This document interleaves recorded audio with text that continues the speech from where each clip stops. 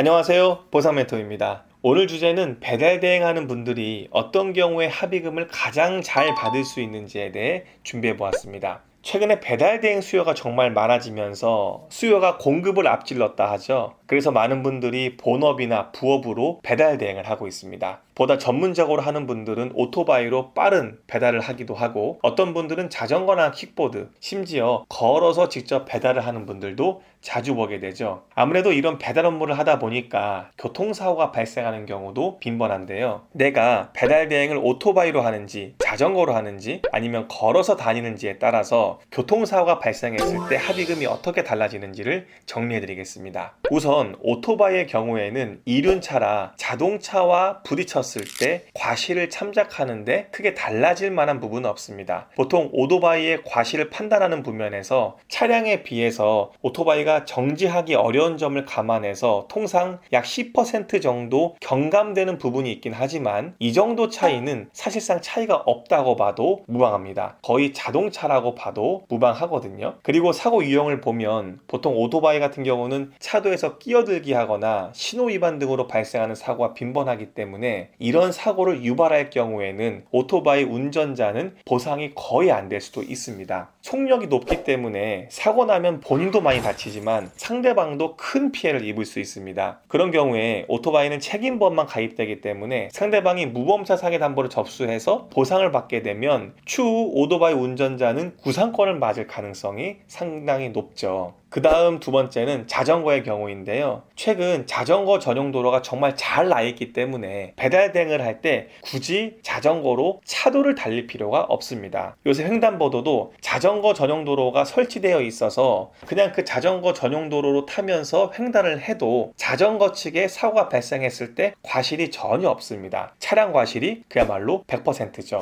이렇게 자전거를 이용하다 사고가 발생돼도 과실 측면에서는 자전거가 상당히 보호를 받게 됩니다.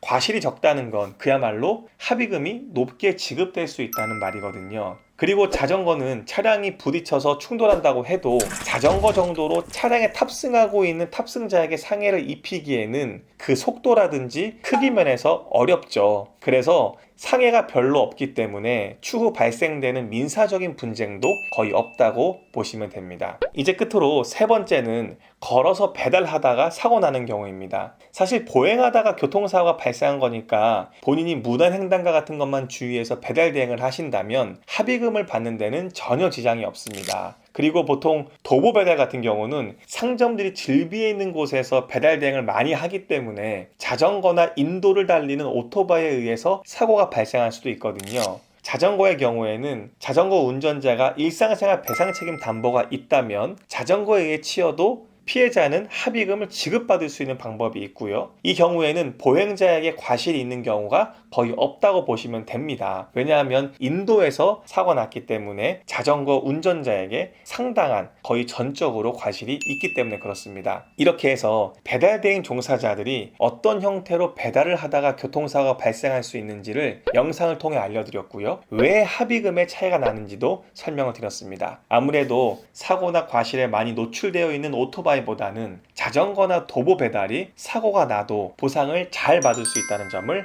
말씀드렸습니다. 특히 배달 대행을 하시는 분들은 이 영상을 통해서 큰 도움 얻으셨으면 좋겠습니다. 저희는 또 다른 유용한 정보로 여러분을 찾아뵙겠습니다. 이 영상이 도움이 되었다면 좋아요와 구독, 알람 설정까지 꼭 부탁드리겠습니다.